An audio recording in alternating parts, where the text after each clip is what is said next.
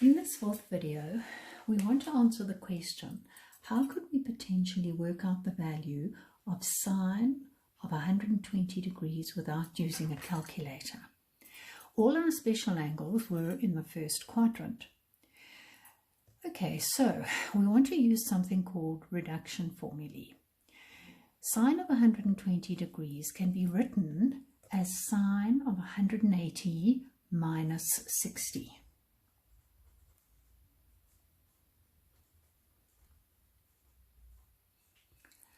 Okay, so sine of theta in the first quadrant, this angle from 0 degrees over here all the way around to there would be sine of 180 minus theta.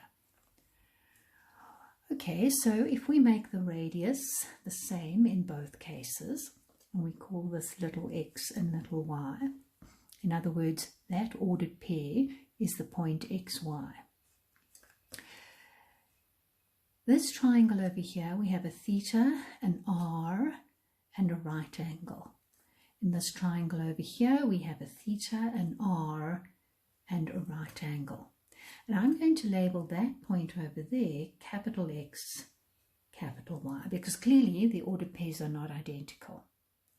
Now these two triangles are congruent to each other. Angle, angle, side. And because these triangles are congruent to each other, capital X over here, this length is the same as that length over there. But of course, here we're on the negative side of the x-axis, so capital X is equal to negative little x. Over here, this distance is capital Y. That length is the same as that length over there, and of course, both of those values are positive. So if we work out sine of 180 degrees minus theta, we're talking about this angle all the way around here, from 0 all the way around to there. Sine of that angle is your y value over your r value. But capital Y and little y are actually equal to each other, so sine of 180 minus theta is the same as sine theta. In other words, going back to our original equation, sine of 180 minus 60 is just going to be the same as sine of 60. And then we know that sine of 60 is equal to root 3 over 2. We can answer our question. And clearly, if we can work out sine of 180 minus theta, we can work out cos of 180 minus theta as well. So cos is going to be capital X over r. But capital X is equal to negative little x, and negative little x over r is negative cos theta. Tan of 180 minus theta is capital Y over capital X, little y over minus little x, and we land up with minus tan theta. The signs of those trig ratios are completely consistent with what we did in the first lesson. Okay, we expect in the second quadrant sine to turn out to be positive, and we expect both cos and tan to turn out to be negative. Now, that 120 degrees can also be written as sine of 90 plus a little bit. Okay, so let's have a look at what happens when we talk about an angle of 90 plus theta. I'm going to go through the same process. That ordered pair is xy. This ordered pair is capital X, capital Y. Look at the two triangles. A theta. Now the theta is here.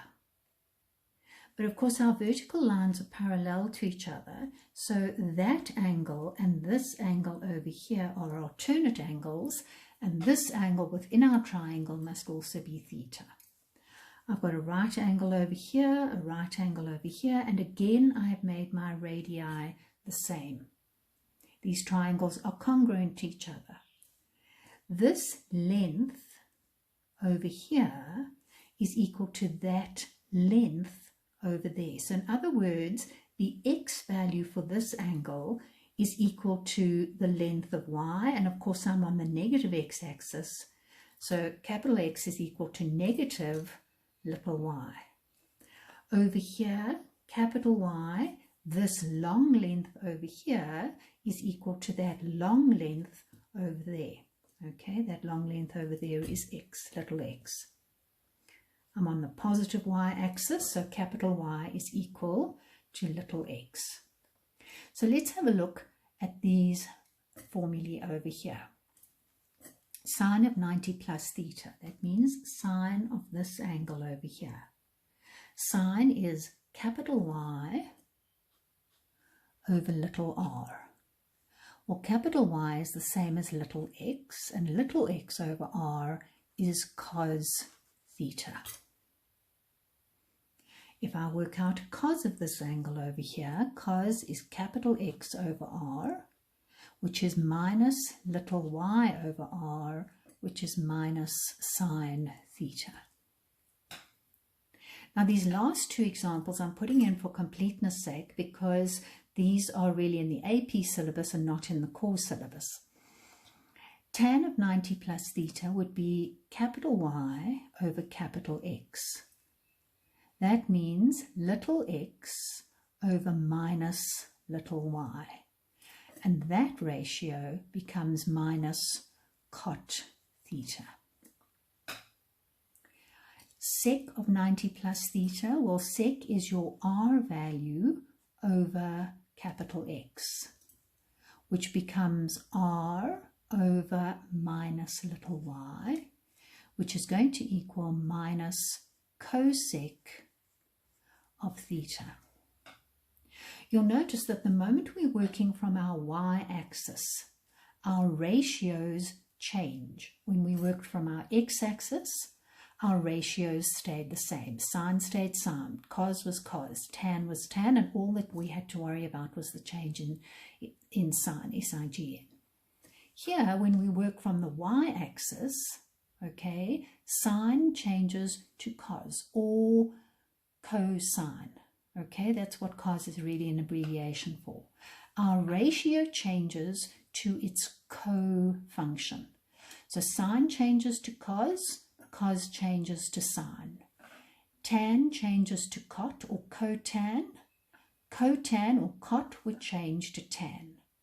Sec changes to cosec, and cosec would change back to sec. And as I say, those last two are really only relevant for the AP course.